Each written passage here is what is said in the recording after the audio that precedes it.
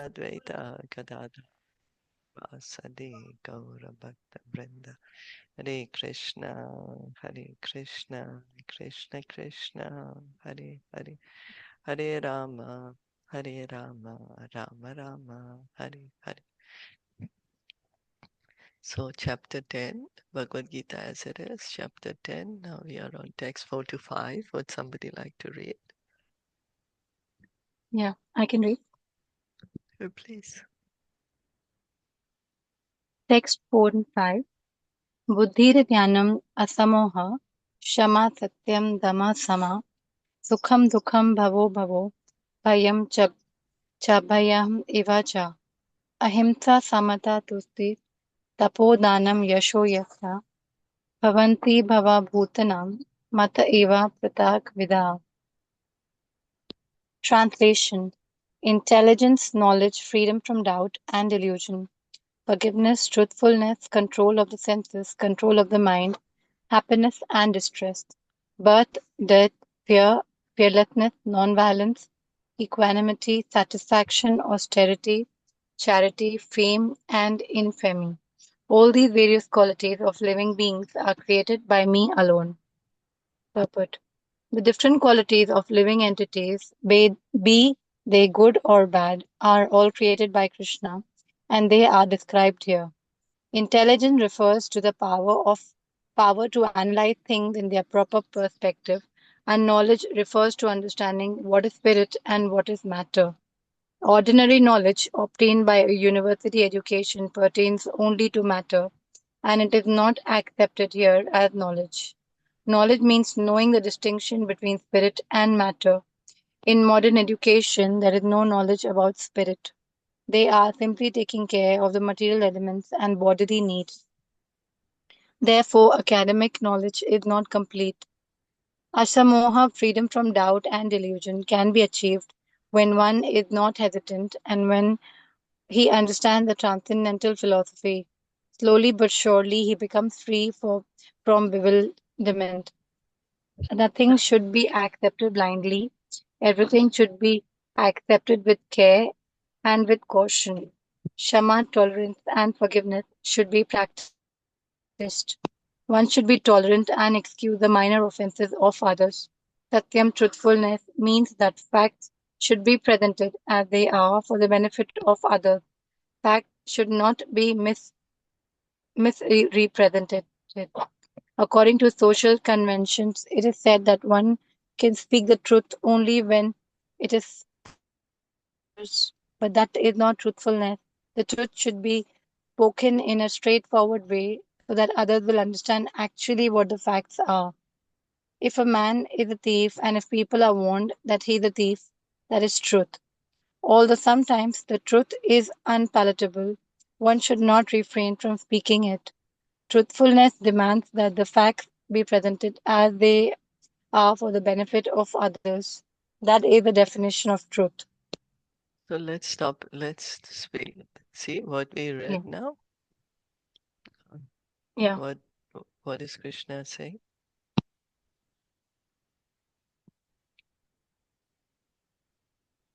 All the qualities of the living beings are created by Krishna himself, like intelligence, knowledge, delusion, and forgiveness,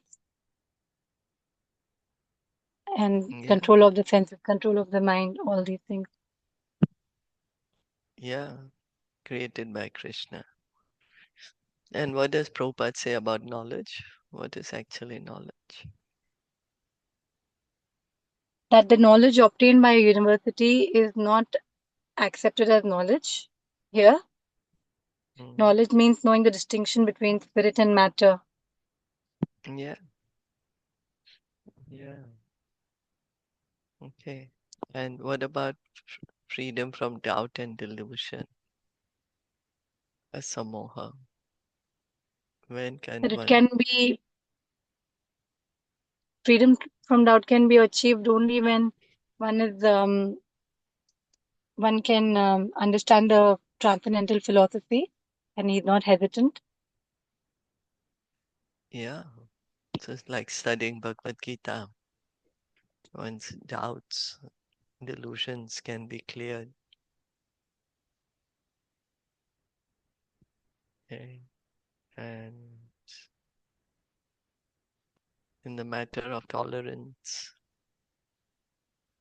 Prabhupada is saying something in the matter of tolerance.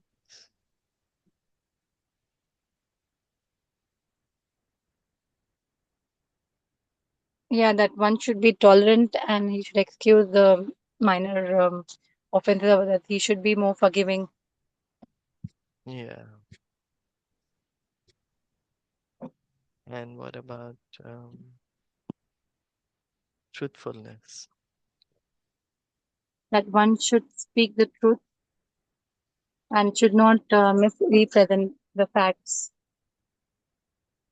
Yeah. Not represent the facts. Okay.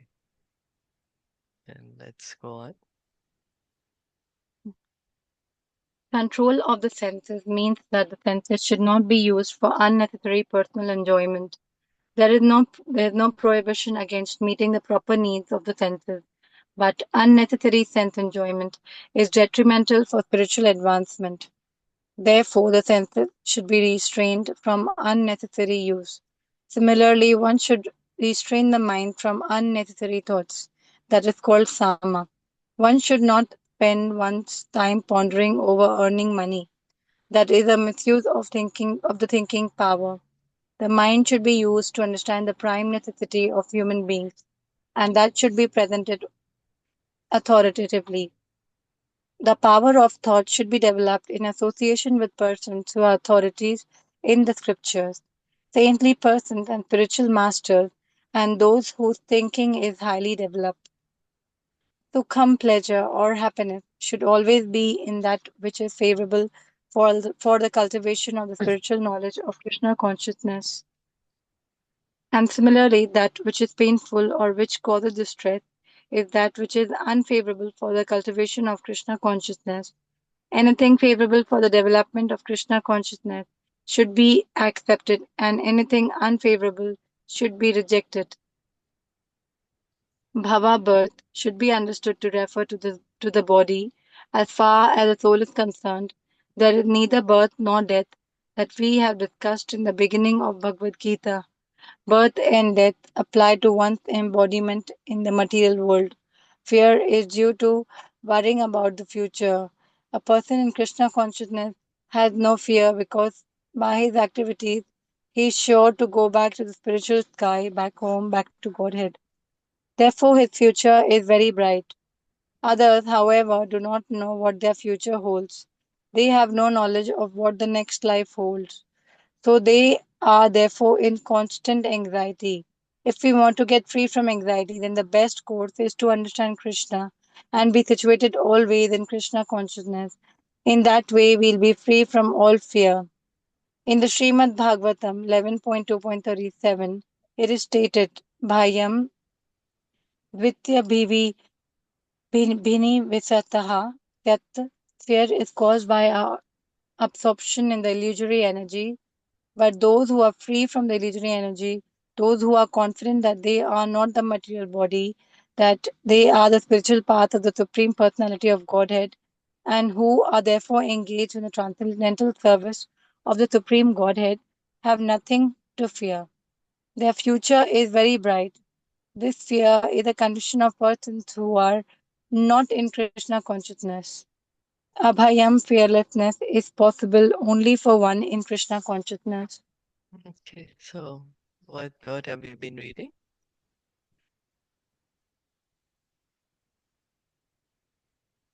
That we should control, that the senses should not be used for unnecessary enjoyment, personal enjoyment.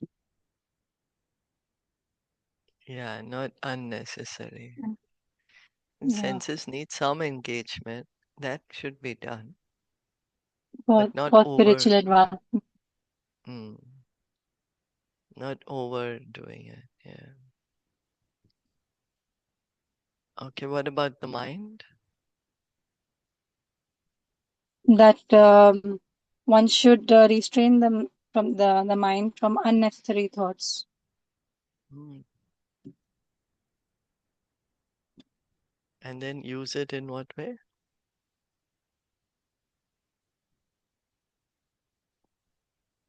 In the spiritual way, Yeah, mind should be used to cultivate, to, yes, said, to understand the prime necessity of human beings. So then what will help us to think correctly?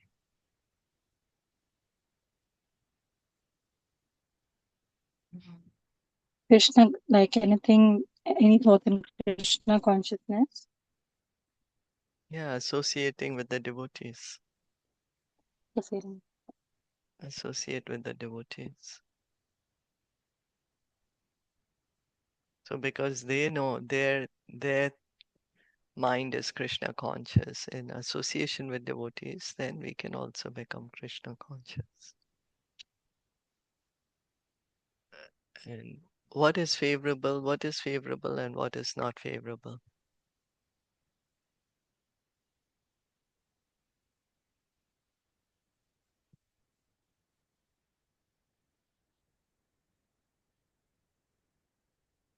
Anything favorable for the development of Krishna consciousness Yeah, should be accepted. Yeah. yeah. And that what is unfavorable? And anything which takes us out from that. Your voice broke actually.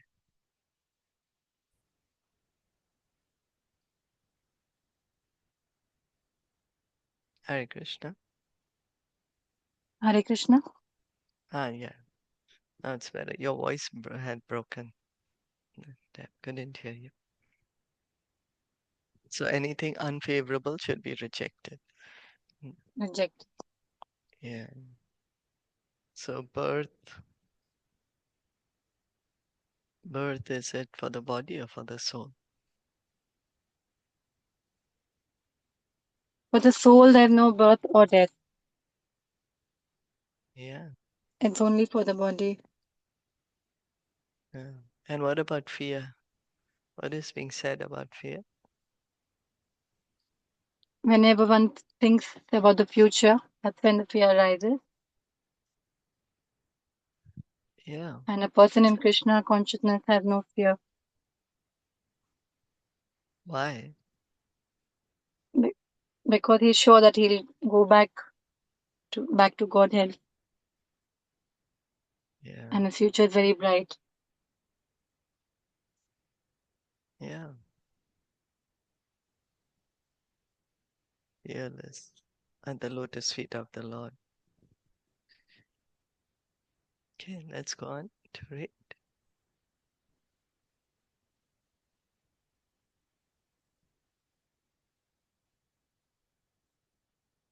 Yeah, Chinam, you want to read? Yeah, I can read. Ahimsa non-violence means that one should not do anything which will put others into misery or confusion. Material activities that are promised by so many politicians, sociologists, philanthropists, etc., do not produce very good results because the politicians and philanthropists have no transcendental vision. They do not know what is actually beneficial for human society.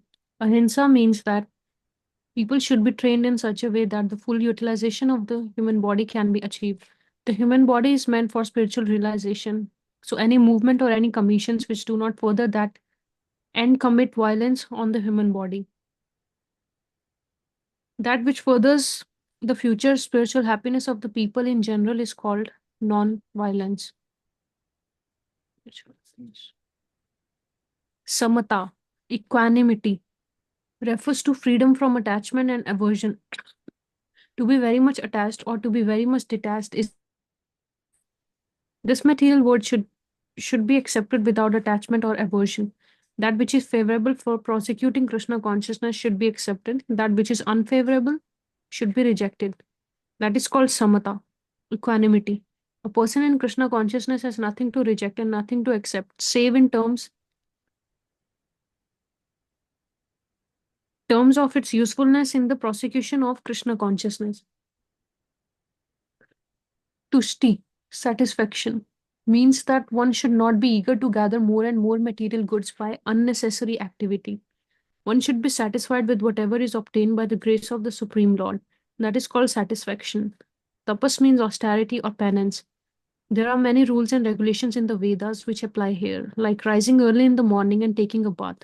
Sometimes it is very troublesome to rise early in the morning, but whatever voluntary trouble one may suffer in this way is called penance. Similarly, there are prescriptions for fasting on certain days of the month.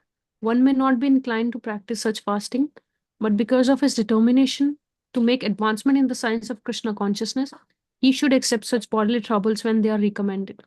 However, one should not fast unnecessarily or against Vedic injunctions. One should not fast for some political purpose that is described in Bhagavad Gita as fasting in ignorance, or anything done in ignorance or passion does not lead to spiritual advancement. Everything done in the mode of goodness does advance one. However, and fasting done in terms of the Vedic injunctions enriches one in spiritual knowledge. Okay, so what did we read? Uh, his tushti, satisfaction, equanimity, and the first one was ahimsa. Three things are being talked here, Mm-hmm. and the yeah, non-violence is non-violence is like the activities in in spiritual consciousness, and other activities like nowadays that we see of politicians and philanthropists and other people like social workers. Those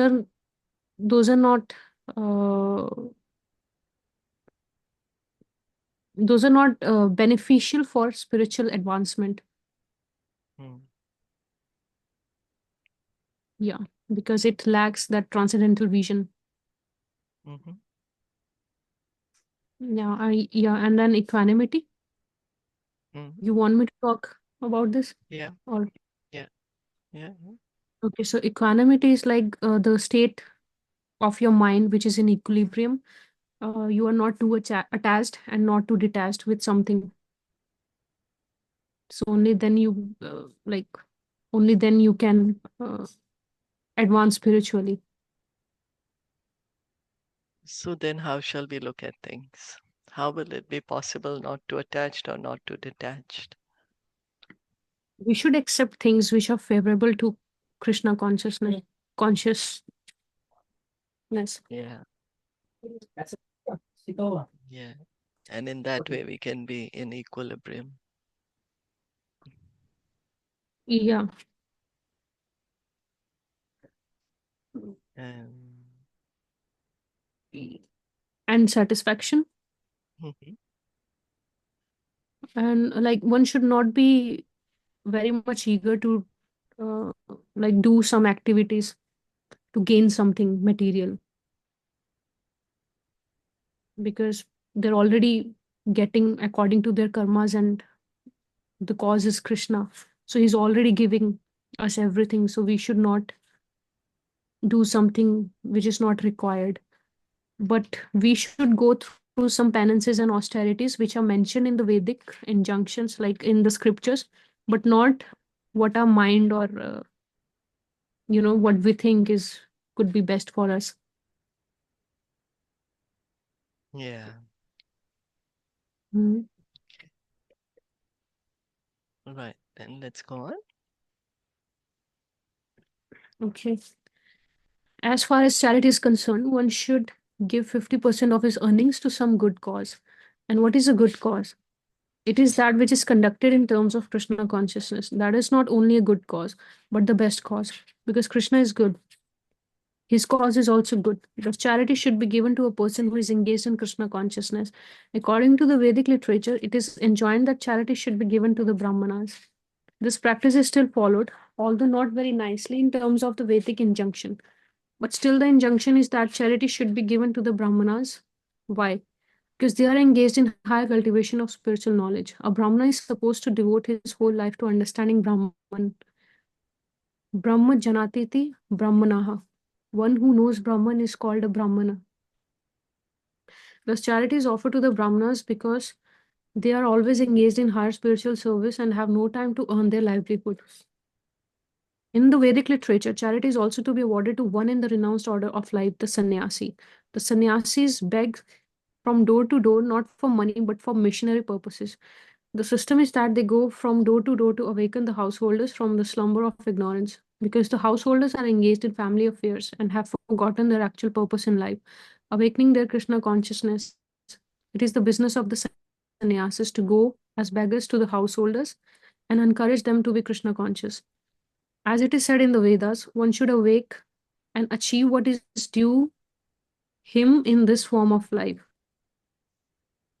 This knowledge and method is distributed by the sannyasis. Hence, charity is to be given to the renouncer of life, to the brahmanas, and similar good causes, not to any whimsical cause.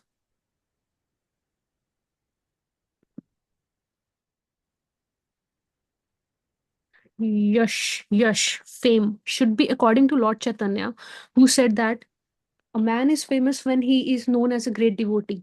That is real fame. If one has become a great man in Krishna consciousness and it is known, then he is truly famous. One who does not have such fame is infamous. All these qualities are manifest throughout the universe in human society and in the society of the demigods. There are many forms of humanity in on other planets, and these qualities are there. Now, for one who wants to advance in Krishna consciousness, Krishna creates all these qualities, but the person develops them himself from within. One who engages in the devotional service of the Supreme Lord develops all the good qualities as arranged by the Supreme Lord.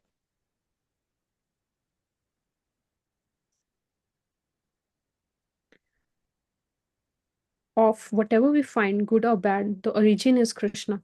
Nothing can manifest itself in this material world which is not in Krishna. That is knowledge. Although we know that things are differently situated, we should realize that everything flows from Krishna. So which qualities did we hear from now? Fame and Mm-hmm. charity. Charity and Yeah. fame. So whose charity? What is the best charity? According to Vedic like scriptures, best charities should be given to Brahmanas who are and sannyasis. Yeah. And Brahmanas, they are like 24 hours. They are involved in uh, they are involved in the spiritual activities, so they don't have time to earn. And sannyasis, because they beg at the doors to help others, ignorant people, so that they give him charity. Yeah. So the Mm. sannyasi is going actually, the real sannyasi is going door to door, not so much as to get charity from them, but actually to Mm. give Krishna consciousness to them. Mm. That's where they're going. And who is actually famous? A pure devotee is actually famous, great devotee. Yeah, it's really famous, you know. Right now we think, oh, how many people have followers on social media or something that's fame. You Mm. can see that fame is actually Lord Chaitanya saying one who's a pure devotee of the Lord is actually fame. And we can see it's true, right? And like Mm. Prahlad Maharaj, Dhruv Maharaj, you still sing their glories. We are trying to understand the instructions. So, okay.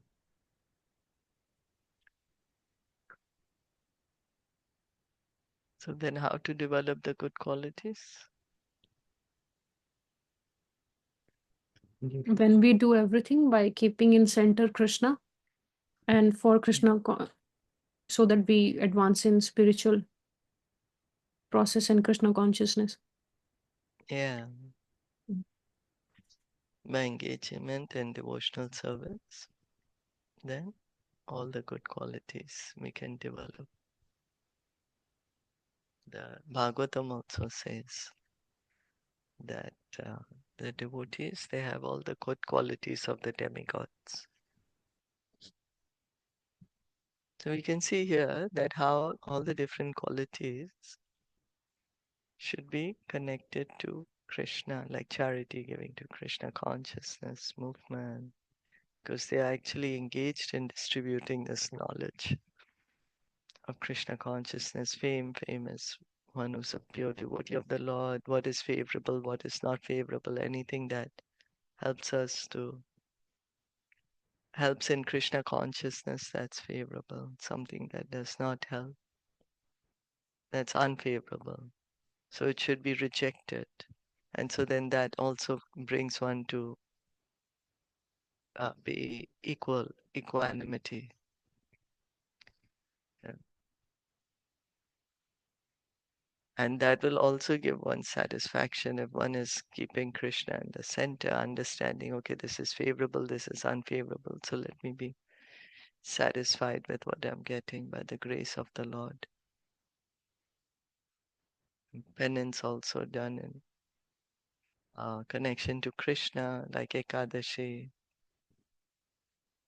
or Janmashtami,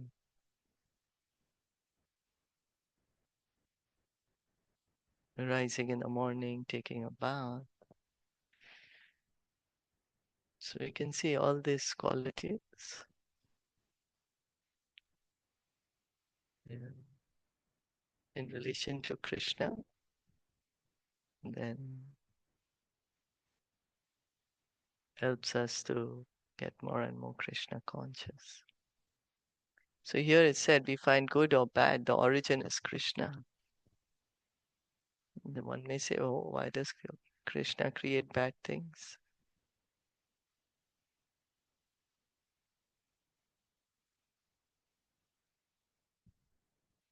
How can we understand that?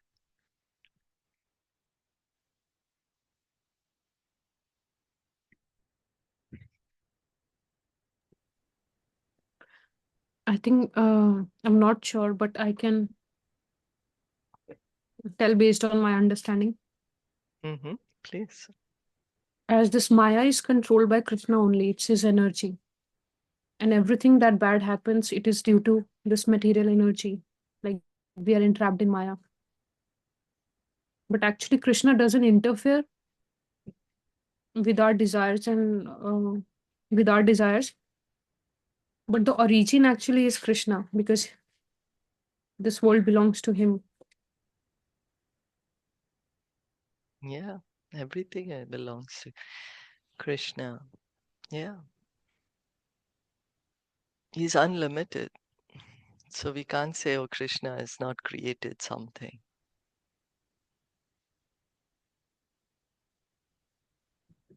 Yeah, So, and actually, then sometimes he's, hmm? I don't know. Sometimes, I get confused when, like, I have read, even Prabhupada has wrote an article in Back to Godhead magazine once. Here, there also he mentioned that Krishna doesn't interfere in what we do because we are getting bad because of our karmas. So whatever we are getting, as Krishna doesn't interfere with any of those things, and it is the responsibility of Dev Maya to give us bad or good based on what activities we have done in the past. So sometimes, we still, when we achieve something, uh, although um, like if we achieve something, we should thank Krishna. So is it like we are thanking Krishna indirectly, but this all is happening due to our own activities? For example, if we don't prepare, I have an entrance exam, and if I don't prepare hard, so obviously the result won't be good. And if I put the efforts, then I can get the good marks. So at that time, so is it due to our karmas or is it due to Krishna? So whom should we um, give credit to at that time? Yeah, but then karma also, we are, so the law is there, the action and reaction, right? So then Mm. one may say, based on this karma, why should I even consider the Supreme Lord? Krishna speaks the karma mimamsa philosophy when he's telling Nanda Maharaj, why you want to pray to Indra? You know, you're doing good, you're cultivating the fields, you will get the result. So that's kind of a atheistic philosophy when we disregard Krishna. But we have to understand that Krishna is the lawmaker. So Mm. the devotee, if good comes to him, he understands that I don't deserve this so much, but Krishna is encouraging me. I mean, what good have I done to get so much good?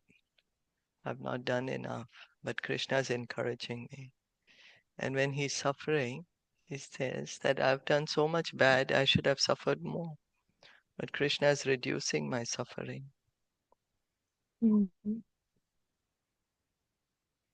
That's how a devotee understands every situation, seeing every Mm. situation in relation to Krishna.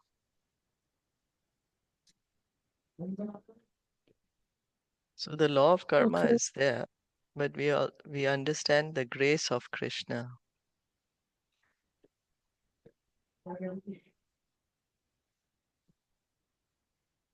Mm.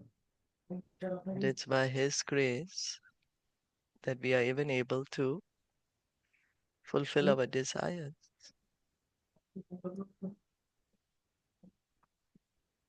Mm.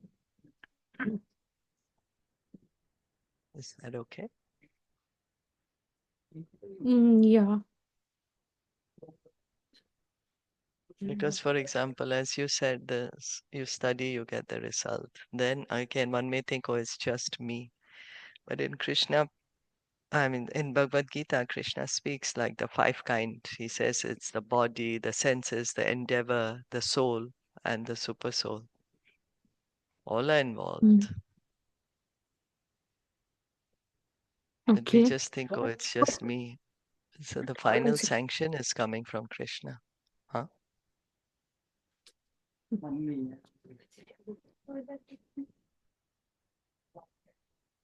Yeah. Sometimes. Yeah. Yeah. So, law of karma, of course, but Krishna is the lawmaker. So everything is happening under his direction.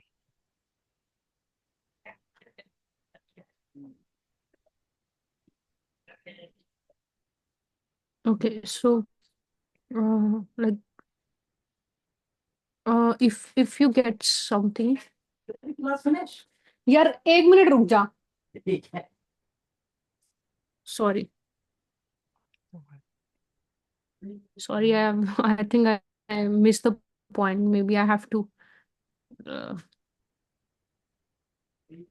okay, maybe I can ask you in text, on text, on WhatsApp. Okay, send me a voice. Yeah. Or you can send me a voice note Yeah, yeah, also. sure. Yeah. Okay. So we'll So yeah, stop here. time is also so yeah, Yeah. sure. Okay. Bhagavad Gita ki jai, Srila Prabhupada ki jai, Gaur Bhakta Vrinda ki jai. Hare Krishna.